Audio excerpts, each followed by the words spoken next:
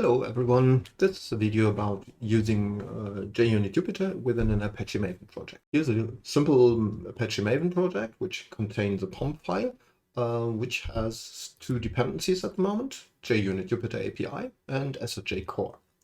We have as a supplemental real class here, a very simple one, first class, very straightforward. Then of course a simple test here, which is doing very simple things here. It's not to demonstrate how writing unit tests. It is more to demonstrate how to use Surefire and JUnit Jupiter in general in an Apache Maven project. I will change to the command line to show you the structure of the project here. Tree, for example, shows you the whole directory tree. This is, as usual, source main Java plus package name plus class name. Then, of course, the part for the test part, source test Java plus package name plus the appropriate test class. Next step, we will try to compile that and see how that works, or if it does not work at all. Let us take a look what it is installed here. I will show you first my configuration here. I have installed here Apache Maven 3.8.4, and I'm using the JDK 17 here at the moment. So let us take a look and try to compile and test all that stuff here. As you can see, here is a complete disaster here at the moment. We are completely failing. Everything fails. We have a compilation error, which is telling you there is a source target option is wrong or something like that. We will take a deeper look later. We have two warnings at the moment. We will take care about that later. So let us start with why this is completely failing here. The first thing we need to identify here at the moment is we are using particular versions of the Maven compiler plugin, Maven resources plugin, and now we would like to know where are these versions are coming from. So let us take a look how that can be identified. There is a complete reference about Apache Maven and the parts which are bound by that default to the lifecycle, which can be referenced. The links about these links I'm using here all the time are later in the description of the video. The most important part here is the plugin bindings to default lifecycle here on the left side. There you see the different package lifecycles for example, jar, EGP, war, ear, and so on. We will take a deeper look because we are using the default here, which means we are using jar packaging. And there you can see the versions which are used for particular plugins, the resources plugin, as well as the compiler plugin here, which is used here, and the version which is used here. So let us take a look about the version in particular. Let us take a look where to find the version of the plugin here. Apache org plugins archives. In these archives, you will find more or less all old versions of Maven plugins which have been published the last maybe 10 years. I will take a deeper look here in particular about the Maven compiler plugin version 3.1. As you can see, we can go back in history to 2.1. Let us take a look first here. That looks a little bit different as the usual sites because that's a very old one, of course. And you see last published in 2013. So it's a bit time ago here. So the default for that is for source and target is 1.5. And exactly this describes and shows what the error message is telling you here, that it is trying to use source and target option with number 5. So the other problem here is we have a combination of that. We have one, the compiler plugin says we need to use as target and source option Java 5. And on the other hand, we are using a JDK 7, which is supporting only Java 7 at lowest possible option here, because Java 17 is capable of generating code for Java 7. So next step is to replace that old version of the Maven compiler plugin here and replace it with a newer one. So let us identify how to find the newer version. You can find all the plugins on the most recent versions of all the plugins here at the appropriate location, as given here as Maven Apache org/plugins. There you see a complete list about the different plugins which are existing, and also the last versions of the release here which are existing. For example, the compiler plugin, the most recent one was 3.10.1, which has been published the last time in March of 2022 here. Let us take a look so we can use that. And then you see another thing here, that the defaults at the moment are set to 1.7 here. And that's the other reason that we should change that and use a different version. So we need to change into our POM file and take a look how that can be changed in our project. I have imported that project already in my IntelliJ IDE, so we take a look how to change that now. I will change the version here as plugins. I have prepared something to prevent some mistyping here, and I just simply change that single plugin at the moment at the first step. Well, let us take a look what happens. So the first thing, it's becoming a little bit better here, but you see the compilation error has gone because we are compiling here, but the little problem here is that we are compiling for target JDK 7, which at the moment is not a big problem, but we have another thing which is more complicated because we have less problems here. As we can see, there is no compilation error anymore here. But we can see that if we take a look on the executed tests here, that there is no test executed at all, which we should expect that at least one unit test should be executed here. So what is the problem here? The problem is a little bit based on the same issue as before, because we are using here a very, very old plugin, which is Maven Surefire 2.12.4, which is a little bit out of date. So let us look up the version of the Surefire plugin which is used here. I will take a look up the exact version of that. That can be done in this search in Maven Central, for example, via the search maven.org, Surefire plugin. So we can take a look up here and see, okay, 2.12.4. I need to go on the next page. That means 2.12.4 is of 2012. So if you think about a little bit about that, and we want to run it with JUnit Jupiter, which has been published a little bit later than that, or meaning from our perspective at the moment, a little bit later as the Surefire plugin that here. So we have the same problem. So we need to update the version which we are using here for Maven Surefire. So let us take a look. So the lowest version which can support JUnit Jupiter is 2.22.2. If you take a look here in the list here, we can take a look at that is from 2019. So not that old, but a little bit out of date, but it works. So let us change our setup here in the POM file. Let's go back. So I will add another plugin here. I can do that in a different way here. Plugin Maven Surefire. Let us take a look, 2.22. So I've changed that and I claimed that it should work. So let us retest that. Clean that up here and retry that. What you see is we have a new version and it's changed as we expected here that, but unfortunately the tests are not executed anymore, even before, so it doesn't change anything. So we have to look up exactly what is needed to run Maven Surefire 2.22.2. So we can look that up in the documentation of the Surefire plugin, and we can do that for that old one. Yes, we can do that. So let us take a look. Look that up, Maven Apache org. There is also a way to access all these old versions. So there are two areas, the plugin archives and the Surefire archives. We have some others. Maybe you will see that later in other videos. So I will take a look into 2.22.2. Then I will open that up here. I will take a few seconds here. Take a look on the Surefire plugin, and then I will take a detailed look on how to use the JUnit platform here. And then you see there is given a dependency. That's the JUnit Jupiter engine. Instead, if you correctly remember, we have used the JUnit Jupiter API. And that is exactly the reason why that doesn't work here at the moment. So we have to change back into our POM file and change the dependency here to get that working. Okay, we have to change that here. JUnit Jupiter API has to be replaced by using the engine here instead.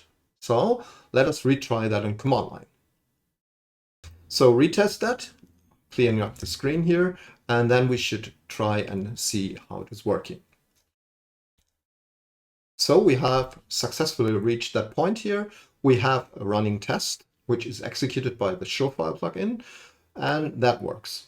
We have two problems here, and take a look into details. We have one, it is the warning here, as you can see, using platform encoding and things like that, and a more technical view about how the classes are generated things. I will take a look at that later. Let us clean up that warning first here. So we have to change our configuration. Let us take a look. We need to produce a so-called property. I will add that to our configuration here. I have done that with some templates here to prevent some errors in typing here. So this one is responsible for configuration, the source encoding for all the operations. There are two, the source encoding and the report encoding, but usually you only need to define the source encoding. So let us test and see if it's changing something. So go back on the command line and retest that. So as you can see, all the warnings have been vanished. The compiler plugin, as the documentation states, will define the source and target to JDK 7, which might be okay, but usually today it's not okay anymore because we want to use more recent version of the JDK maybe. So let us check, let us take a look where the generated class have been generated to and take a look on that. And if you take a deep look here on the class which has been compiled, this class has been compiled for the target of JDK 7. This is okay to run that, but usually you would like to have a more higher level, for example, maybe Java 8 or maybe 11 or maybe 17 because we are using here JDK 7 for that project. So we can do that and change that in two different ways. Okay, go back to the POM file and change these things. There are two options here. If you are in JDK 9+, there is simply a configuration which is called Maven compiler release. For example, defining that. That property is automatically applied to the Maven compiler plugin, which has some defaults, which we can take a deeper look later. Or you can use that in a different way and add the configuration to the plugin itself. But usually I would recommend to do that via the properties. It's make it more simpler and easier to handle. Let us retest and recompile completely everything. So no change here at all. Obviously, there is no change, but we need to check the file or the class file to be more accurate how it looks like now. I reused the same command as before, and as you see now, the compiled class data version 61, which is these binary information with these magic byte information, which gives the version for the JDK which it has been compiled for. And that is exactly 61, which is JDK 17. Okay, the compiler plugin has some documentation about that. Take a look up here and look into the configuration, the documentation of the compiler plugin here. So let us take a look here. We have the defaults as we expected and checked before. Without any configuration, we use the defaults 1.7 for source and target. That's fine so far, but we changed that. We have used a property here, which we can take a look on here in the goals. There is a compile goal for test compile and compile. Compile will be used for compiling the production code, which is under source main Java, and the other one, test compile, you will guess that, of course, it is related to the source test area. So we take a look up here. So I have used a Maven compiler .release property, and exactly this is what we are using here. It defines a so-called user property. We can always override that via a property section in our POM file. That makes it very easy to configure most of the plugins because many of the plugins have it. That if you don't know the properties, look up that into the documentation. There are other ones which is only supported with JDK 9+, which is stated here, supported since Java 9. So I recommend to use that if you can. That means you have to use Java 9 plus. If you don't, then you will get an illegal part where the compiler says, no, I don't understand that. And the other one is to use that with JDK 8 and lower. That means you have to make a separation between source and target. That can be used as well. There is a Maven compiler source and a Maven compiler target, as well as a property. Let us look at that here in the POM file here. I've prepared that. Then you can do something like that. That doesn't make sense because we used that for 17 to use release. But what we can do now is to use, for example, 8. Oh, sorry. Using that for 8, because that works for JDK up to 8. With 9, you can leave it that way, but the release option is for JDK 9 plus better suited than the source and target separated. There are some issues with that. We will take a look maybe in a later video about what are the difference here. That was one of the things, so let me take a look and change that. Maybe something like 17, or just let's try that here. And the typical issue here is often that people are trying to use that and run under JDK 8, and that will produce an error. So let us take a look how that error looks like. I can retrace that, but I will not see any problem here because I'm running at JDK 7 and that works perfectly because, as I said, it's working from JDK 9 plus. So let us change the used JDK here, and I change to JDK 8. I'm just using SDKMN here for that because it makes it much more easier for me. So now I retest the same thing here and just rerun the build. And that's exactly the error message you will see if you are using a JDK 8 or less than that with the release flag. So this release flag only works for JDK 9 plus. That's the reason to use that. But usually that's not a problem here. So I change back to Java 17. Okay, we have now created a good test. It compiles to JDK 17 and works perfectly at the moment. So let us take a look and enhance our unit test with some parameterized test, for example. Let us take a look and see how that works.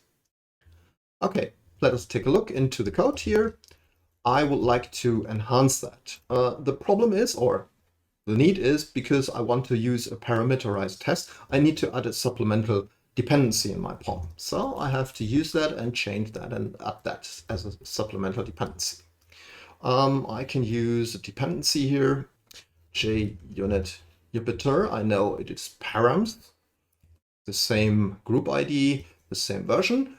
You need to check that your scope is for test, because this is a test framework, which should not be part of your production code.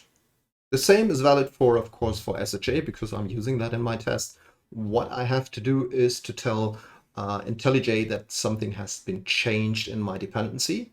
So you have to click on that little M here on the upper right corner here. I will do that, and it will automatically restart recreating the model here.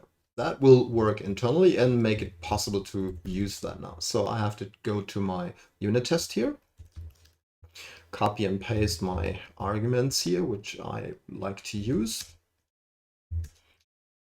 Needed to that, arguments of,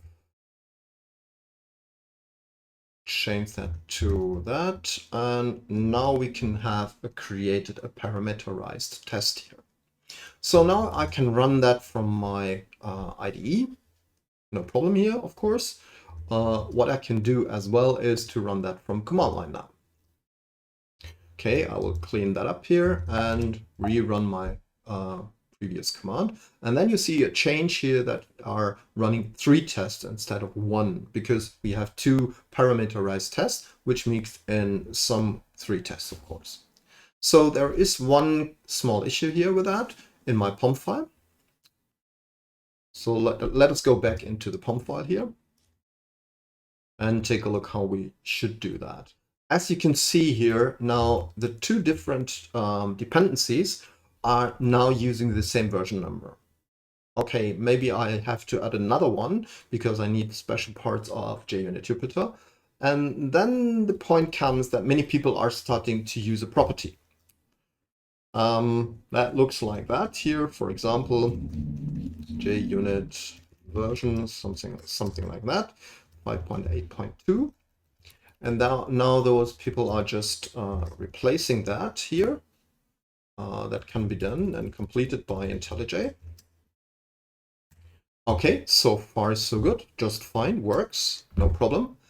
But the problem is, if you add several other things from the JUnit Jupiter part, there are parts which have a different version, for example, special parts which are internally. So there is a better way to solve that problem. The idea of such a property is to keep that version in a single point and have only a single point to change the version in later history, maybe to update or drop down the version or whatever you're doing here. But there are better solutions in Maven here. Okay, let us start and introduce a so-called dependency management. Okay, we have to insert here the XML text, dependency management, dependencies. So now we are introducing a JUnit so-called BOM file. We are using the JUnit, this one, for a so-called BOM file, bill of materials, which contains itself a list of dependencies with the appropriate versions. You have to change things here. The first one, you have to change the scope, which is import, and you have to change the type, which is POM. So now we have defined a dependency, or to be more precisely, a kind of an include file here. It's not exactly the same way of working, but if you can think about that, it makes it simpler to understand. If we take a look into that BOM file, just going here with my IntelliJ ID, you see a list of dependencies here in that. It contains, in other words, another long list of dependencies in a dependency management. So you can see the first ones, it's easy.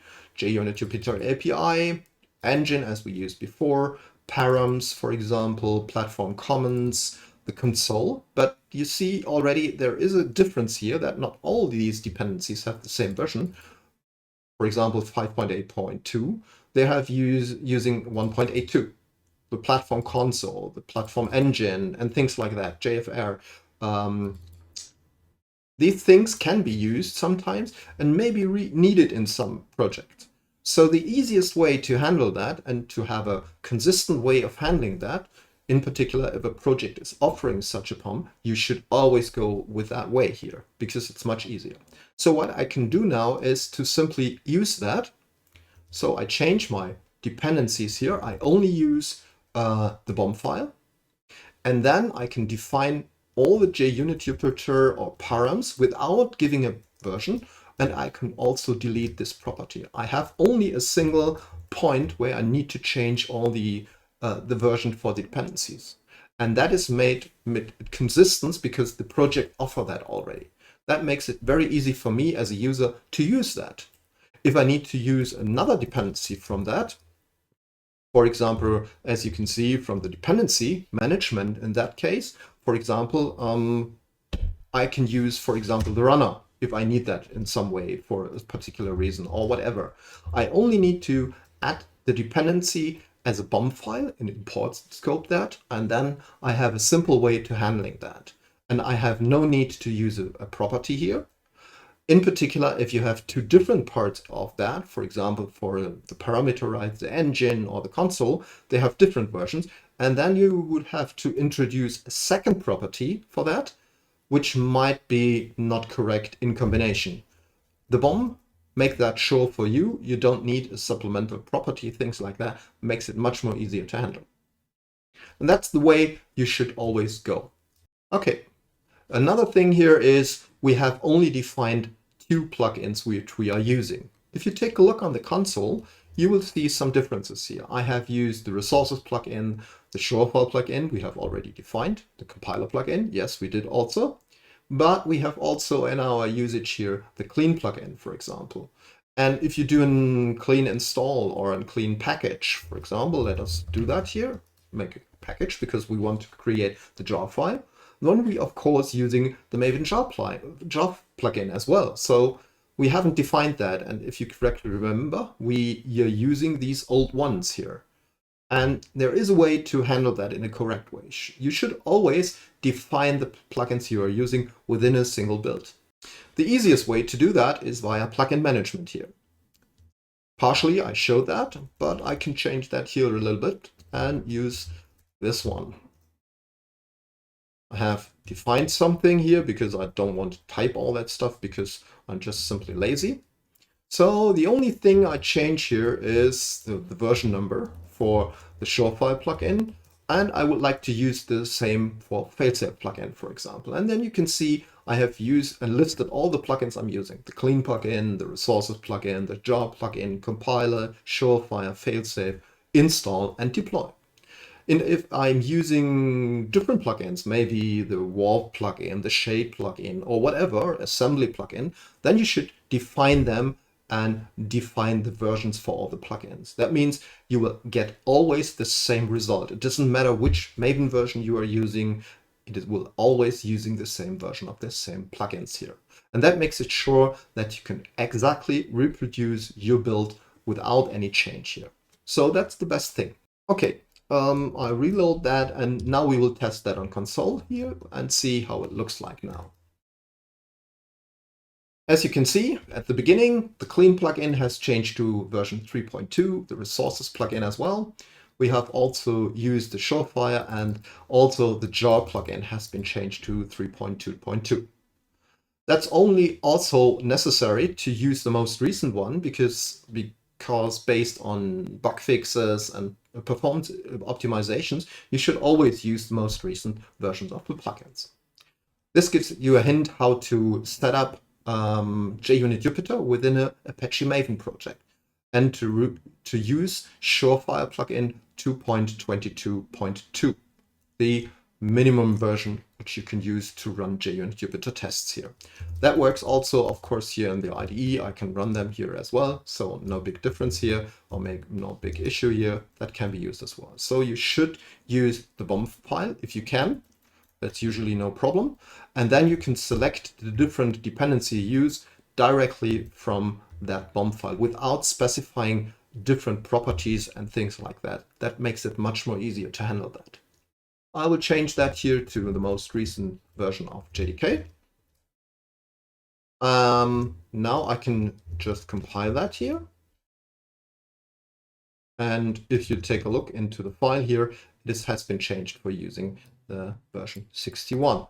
So that's for all, and this is the complete setup here for using JUnit Jupiter in an Apache Maven project with Surefire 2.22.2.